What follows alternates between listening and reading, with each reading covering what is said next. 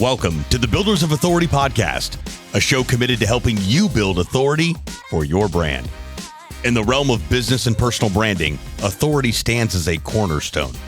Authority isn't built overnight, it's built over time. So join us as we build something remarkable together. And now, here's your host, Adam McChesney.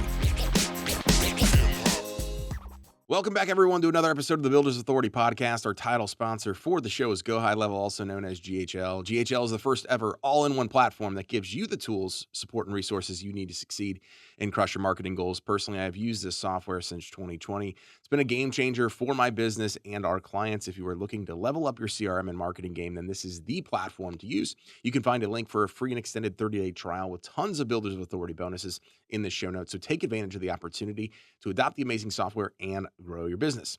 Today, I'm joined by someone I got the opportunity to share the stage with back in November at the Thing in Orlando. And let's just say I'm really glad I went before her because she is absolutely a phenomenal speaker who brings the energy. It would have been tough to have followed her up. So I went before, luckily. Thanks, Terry, for doing it that way. But I'm excited to interview her today and learn a little bit more about her and what she does. My guest today is Angie Callen. She is the founder of Career Benders. Angie, welcome to the show. Thanks, Adam. Thanks for setting the bar so high, too. Got a lot to live up to. That's all right. I appreciate being on a show with a podcast host who talks as fast as me when I host my podcast. So We're going to give everybody a whole lot of information today. Well, you got to get through the first part because the first part's like the stuff you have to do. And then now's where we get to really dive into stuff. We get to have fun. Exactly. So tell us a little bit about who Angie is, kind of how you got started in your entrepreneurial journey and where you're at today. Yeah, to kind of give context to the entrepreneurial journey, I'll rewind tiny, like one page of a Reader's Digest. I started my career as an engineer, and I spent 7 years in civil engineering. And in case in 30 seconds you have not realized I don't have an engineering personality, I'll just give you the TLDR on that one. And so I went through a pretty major career change, spent about a year fumbling around trying to figure out, which end was up, what the heck I was doing, stumbled into the nonprofit sector where I spent another 7 years, 4.5 of which I was the executive director of a grassroots organization that had a ton of growth potential. And that really sparked my interest and brought my entrepreneurial spirit alive. And that was not anything I had ever, I think I'd been in tune with it, but never had been able to really articulate or had the knowing that that's what it was. And so that really set the stage to, go into some sort of business ownership very practically. I knew I wanted to have a low startup, low overhead business, and I've always had the propensity to coach, consult, and train. And I came across the career specialty of life coaching, which was really emerging 7 years ago. And I was it kind of smacked me in the face. And I was like, yep, there it is. I can do that. I have a perspective. I've gone through big career changes. I can do this. And so I just leapt in with both feet, and Career Benders was born. And it's been a pretty amazing 7-year ride so far. That's awesome. What has been like the biggest epiphany, if you will, of like, hey, I made the right decision? And then also, like, what has been the biggest hurdle you've had to overcome? I think I'll start with hurdle, because I think most of us would answer us. Yeah. Oh, yeah. A successful entrepreneurship, successful or not, is an 80% mindset. And, we are always facing imposter syndrome. You're always facing the entrepreneurial mind bleep. Don't know if we can say the 4-letter word on this show, you're good. Which is the hardcore ups and downs and those extremes of like, oh my gosh, I signed 3 clients. Look at how much money's coming in. Holy crap, I haven't had a sales call in 3 weeks. What the hell am I doing? To back up riding high and figuring out from a mental perspective how to have that faith and trust, to give a throwback to good old Think and Grow Rich, in how to have the commitment and the knowing that you are on the right track and that like the financial ups and downs will even out. That took a lot of work and takes a kind of a lot of mental willpower. And I'll say even 7 years in business and lots of zeros. And I would say you would probably say the same thing, Adam, that you still face it. At this point, in case you didn't pick up on the trend, I have a 7-year itch when it comes to my career, and I am at it because as of the day Adam and I are recording this, I celebrated my business's 7-year birthday yesterday. And so now I'm at this point of like reinvention, making sure I'm keeping myself engaged in my business. But the beauty of a business is that I get to create that for myself without having to go find a new career or rediscover something about myself. And that's what I'm excited about, and is almost the new hurdle I'm facing. Yeah. Well, I think what you said right there is something that not a lot of people commit to doing, if you will. So, like for example, I have been in digital marketing since 2018, so just came up on 6 years, 4 years plus of that full time. And you see all these people that they just want to be an entrepreneur, and they hop from thing to thing to thing. Now, I've done some different things. I've done it on my own as a partner, and then now doing it back on my own again. I tell people all the time, like, I've pivoted a couple different times, but the thing hasn't really changed. How I've done it, how I've provided the services and things like that. But I'm committed to the game, and especially with like AI and technology in my space, I don't know what the future is going to hold. But like, if I continue to stay on the path, it's likely going to be, I at least know that I'm going to be in it for the long haul. Right. And so I think so often people hop from thing to thing to thing, which I'm interested to get your kind of take on it from the career side. Is a lot of times in today's day and age, it's what's the next best thing? I did not making enough money here. I'm not doing the thing I wanted to do. I'm just going to go find, where the grass is greener. Well, and you bring up a good point that actually takes us back to the previous question, which I realize I answered half of. I answered the hurdles. I didn't answer kind of, let's say, the fun, the realization kind of part, which ties totally into what you just said. And that is that one of the beautiful things about entrepreneurship is your ability to not only leverage kind of your gifts and purpose, but find it. And I think that that's what you just kind of pointed out, Adam, in saying that it's looked a few different ways, and you kind of have to find the mechanism or the delivery system with which those purpose and gifts best serve others. But there's been a common theme in all those things that you have done. And I think that comes into play as well, even just in a bigger picture of kind of career development, is most people in this world, and this is something I realized a long time ago, most people in this world stay small. And that's a choice. We stay small. We accept mediocrity as just a social norm that we're supposed to buy into. And I think that that was a seed that was planted for me when a life component comes into play here. I made a really big move from the East Coast to Colorado 16 years ago. And it's amazing how sense of place can really impact your life. But for me, it really was a big part of that finding and that discovery and the freedom to find purpose and really kind of step into it. And when I made that move, people kept telling me like, oh, you're living my dream. You're moving to the mountains. You're going to be able to ski every day. And I just kept thinking, well, you can do this too. Yeah. I'm no one special. And I think when it comes back to whether it's a business, whether it's career planning, whether it's a job search, we have more choice and more agency than we typically exercise or typically think we have to exercise. And if you can really harness that power, you've got a lot more potential in your career and a lot more fulfillment coming your way. So let's dive into that for a second, because I've struggled with this up until really the last couple of months, where, a lot of times people will go into entrepreneurship and you're like, I get to work for myself. And then we realize that we just create a job for ourselves, right? And so then we're like, oh my gosh, I did this for the freedom, typically not having to work for somebody else, the money, whatever it might be.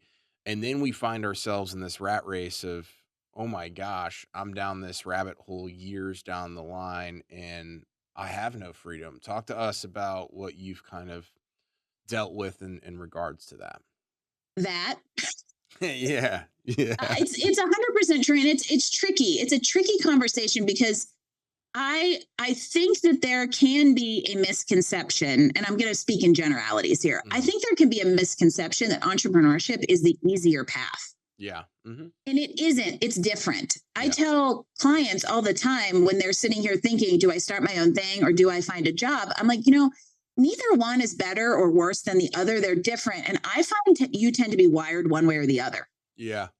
And when it comes to entrepreneurship, you have to be really careful of not falling into the thanks Tim Ferriss 4-hour work week trap from day one, because you have to put in passive income isn't actually passive.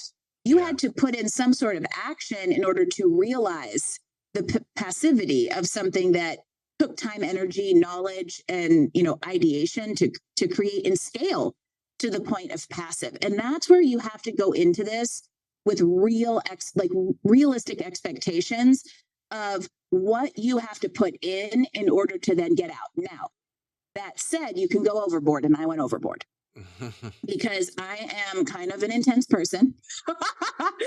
At least I am a laughing, intense person. So it diffuses it a little bit. But when I set a goal for myself, I'll kill myself to get there. Yeah. And I had a year or two in my business.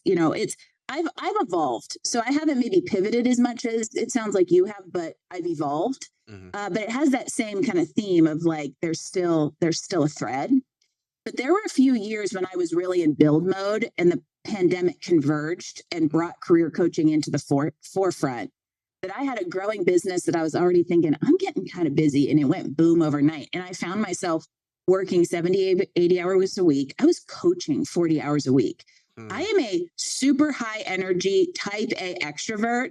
Even I cannot spend 40 hours a week talking to people on Zoom. Yeah. It was way, way, way too much. And then to unwind that took a year or two of continually like stepping it down so that you're not taking some financial hit. I can't burn the house down. Yeah. In order to kind of like undo it. And so you have to be cautious of kind of going too far all in on build, but also going in with the expectations that you're going to have to put your energy in to build too. Yeah. Yeah, there's got to be the I'm not going to say like the 50-50 mix, but there's got to be some sort of dedication to like actually having something more than just what is Angie doing from a day-to-day standpoint, because it's not only is it not scalable, but if you want to turn it off, as you mentioned, or scale it back, it takes a direct impact hit to your income. And then you got to go figure out the next thing. And that's the thing I think a lot of people, like I was looking back as I've been rebuilding this stuff, and people ask me all the time, like, Adam, well, how has it been different this time than when you started? I said, well, the difference is I have now a track record. I have a brand. So when I announced my agency this time 6 months ago, we had 20 leads come in the first day, and we're getting 3 to 5 leads a day. Now, I was struggling to get leads for the first year when it happened the first time. So I didn't start over from zero. I started over from experience and the brand, which is why I teach, obviously, what I do as well.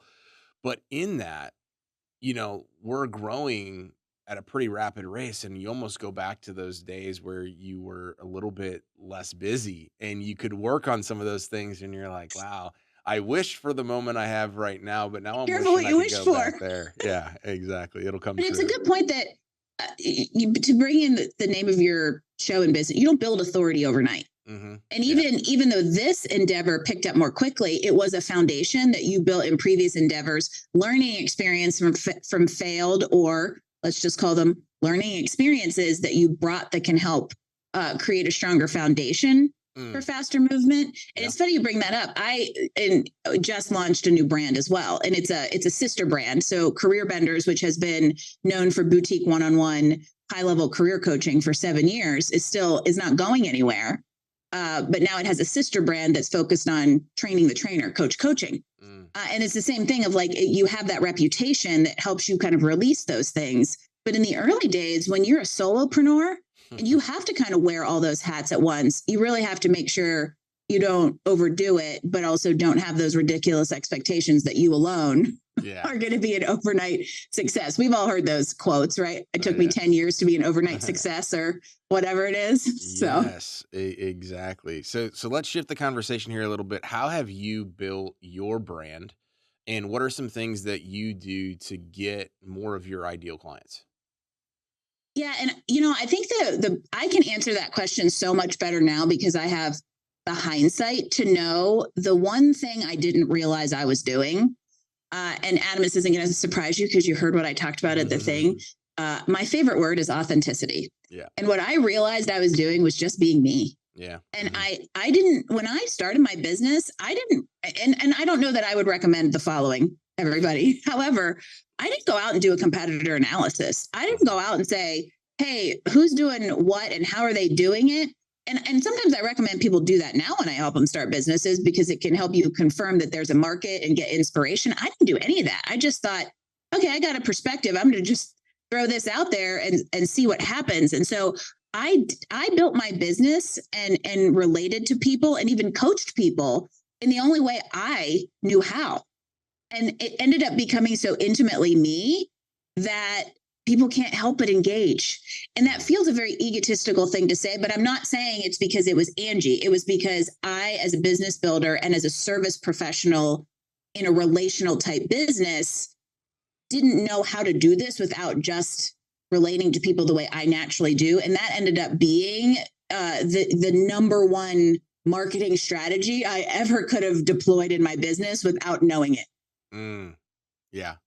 Well, and I think a lot of times too, so when I first started really going all in on the lead generation strategy that's paid off time and time again for me right now is the personal branding, but I didn't necessarily know it was personal branding. I just knew it at the time as posting on social media.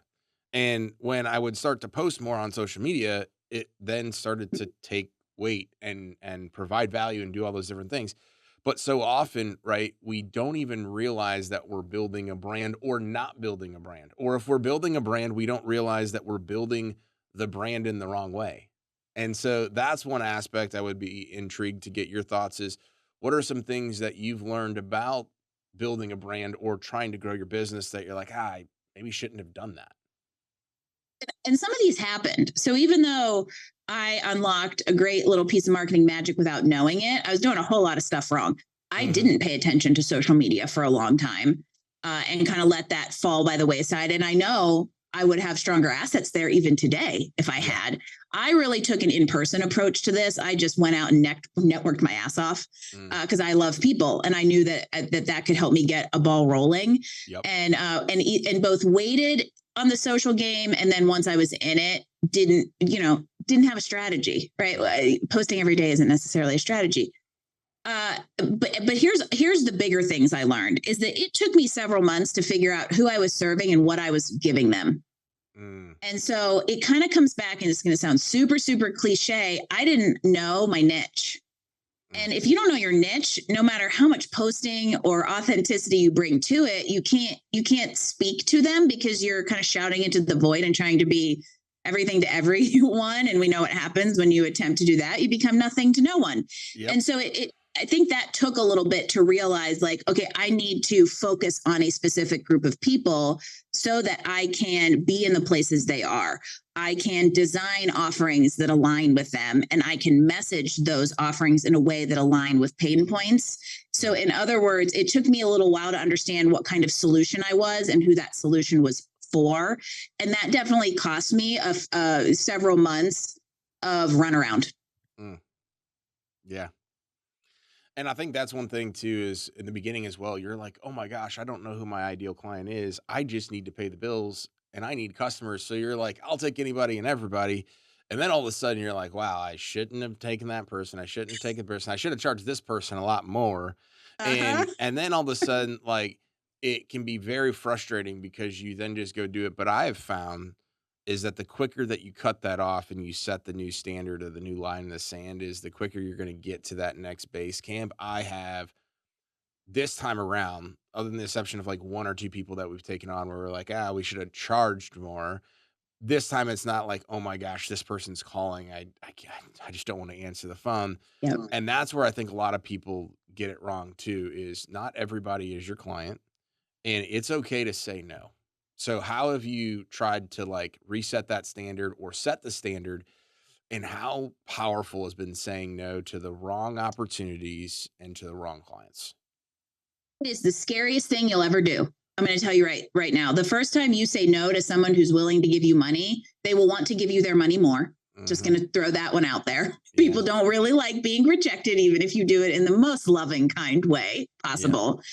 Yeah. And I had a very similar experience, Adam, where, it was like, I can coach anyone and everyone. And on some level, that's true. You can, doesn't mean you should. And so what happens is you end up with a lineup of energy vampires. And my energy vampires are different than Adam's energy vampires are different than your energy vampires, but you have to know what they are. Now, to some extent, we don't know until we have one. And then you're like, oh, but then you have to commit to saying, this is not my person. And it will actually cost me if I say yes. because in order to say yes to the things you want, you have to say no to the things you don't want. Yeah. And when you say yes to a not ideal client or an energy vampire, you are taking space in your roster for the ideal client that's going to call you in 2 days. Yes, that is exactly it. Yeah, I mean, so much of what you're kind of saying and exuding is like stuff I've felt in my core at one moment or another. I think a lot of people struggle with that, but I also think a lot of people don't actually make a line in the sand and then go move it differently. They live in this moment of desperation, always back against the wall when it doesn't necessarily have to be. Yeah. A scarcity mindset does not serve an entrepreneur. And what I'll tell you is this is going to sound really, really counter. I refer out more business than I keep. And I have people who thank me profusely when I tell them, no, I'm not your person. Go work with this other person. It builds your reputation and your brand credibility by saying, I want you to work with the person who is the best fit for you. And so it has actually benefited me, improved my ROI, improved my brand reputation, and also improved my life as the service provider to say, you are my human, you are not my human. However, I don't just say you're not my human. I say, you're not my human, here's who is. Yeah. And so there is a way to say no that will kind of protect, if not become a benefit to your business. So you also have to bring that into the equation as well, because if you're just like, no, get out of here, of course your stomach's going to be tied in knots every time you say no, because it's not feeling good how you're doing it. So it's something you need to feel confident doing, find the resources so that the answer isn't no, it's not me. Yep. And I think that's where a lot of people don't take that advantage as well, or they say it in the wrong way. But I mean, I also think as well as when you have abundance, when you don't have that scarcity mindset, you get better at navigating that situation. So like right now, because of where we're at and what I've already learned with more experience doing this time, I actually don't mind telling that person, hey, I wouldn't be a good fit for you, but as you mentioned, here's somebody else that might be that way. But when you don't have that experience and when you don't have the book of business that you're looking for, I don't think you have the confidence to like truly say it, because you're like, man, I kind of actually need that. And so you have to build up the abundance mindset, but you also have to build up the confidence that when you say no to that wrong client, you're just opening up yourself for the right opportunity, the right client coming down the line. No, let's be real. When you are earlier in business and don't have cash flow, you're not really in a scarcity versus abundance mindset. You're in a practicality mindset. And so saying no may not be realistic. What I'll challenge you to do is if you know you're taking on a client that is not ideal, draw the line at energy vampires.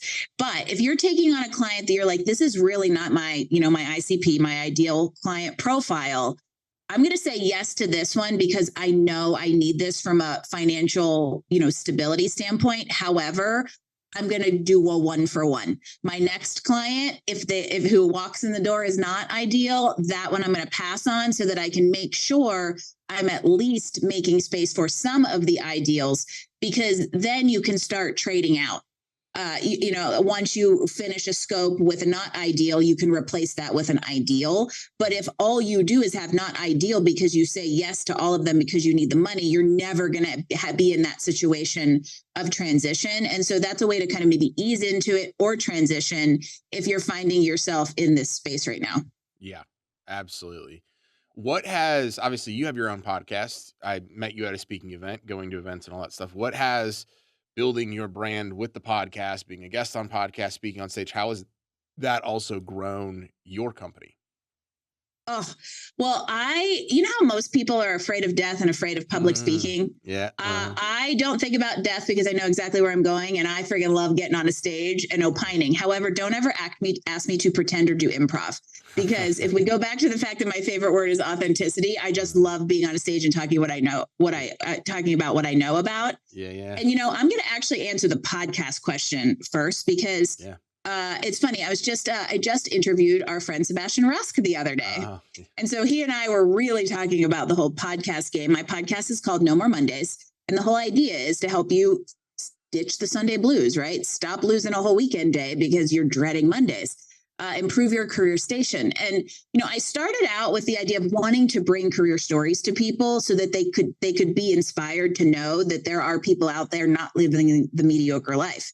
But what I ended up finding was that podcasting specifically opened up a community of people to me that I would have never been able to engage with or keep in my circle without the ask of, hey, why don't you be on my podcast and have this conversation? And it's been one of those incredible things for my career development, my personal development. I have friends from, podcast interviews, and obviously a brand and credibility builder, because I have guests who have referred me tens of thousands of dollars in business.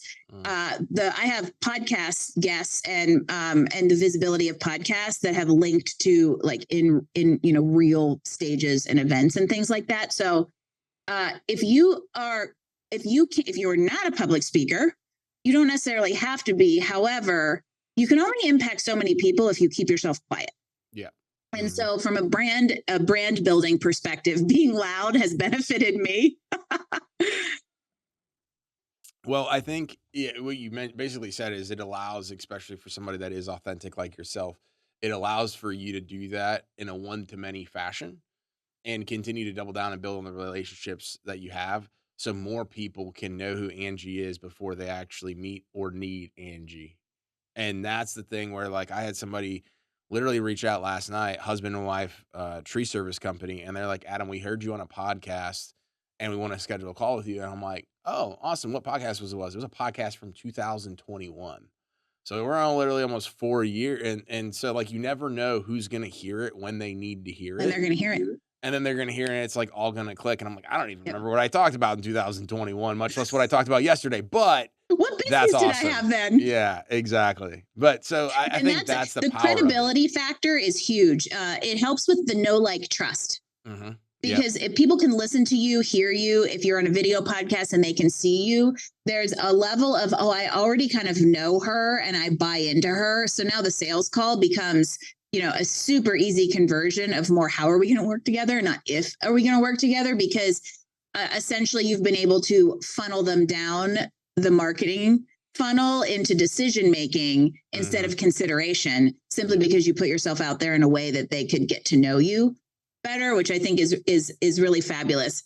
There's another piece I'll add to this that you said something that made me discover. It also really helped me find my voice and perspective insofar as what people are resonating with. And so it can also be a really powerful tool for your own discovery, especially the speaking thing. And I'll give you a really specific example of last summer, I was invited to be a speaker at a marketing conference, and I was asked to come and speak on leadership. And I'm like, oh yeah, heck yeah, that's my jam. But it's not anything I've ever gotten on a stage and done. It's not anything I necessarily would consider my brand, even though there's an undercurrent there. And I got on that stage and unlocked a giant can of worms in the best way, because it was like, holy crap, this is what I'm supposed to be talking about. Yep. And these are the people I'm supposed to be supporting. And so it was a huge realization that would have taken either much longer to come or never had come had I not been asked to say, hey, come talk about this thing. Yep. Well, and I think finding your voice is, somebody messaged me last night, Adam, like, hey, I'm so uncomfortable getting on camera. How do you do it all of the time? And my response back to them was, I've been doing it for so long. What now scares me, if you will, or gets me uncomfortable, is just the amount of stuff that I have to do and the quality of it, right? The quality of how I'm being a podcast host, or going to be a guest on your podcast soon, or how I'm doing it. There's levels to all of this stuff, and we get better at managing it, but it's not like it goes away. You still get those things. And so, but I told him, like, dude, you just literally need to get started. You're freaking yourself out about stuff that you haven't ever done. You have to get started to find your voice and to eventually get to a point where you're getting good at it.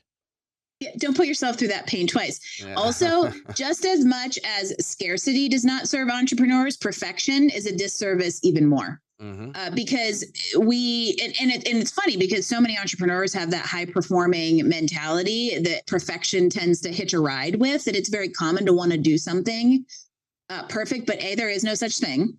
Yeah. And B, you're not even going to know if there was such a thing, you won't know it until you put it out there and get feedback. And that's the case whether you want to start a podcast, whether you want to launch a new program, or whether you want to start a whole business. You have to get to the point of 80% is kind of good enough, because I need feedback. I need to see what the reception of this is to fill in the other 20%. Yeah. Out there is better than perfect. Love it.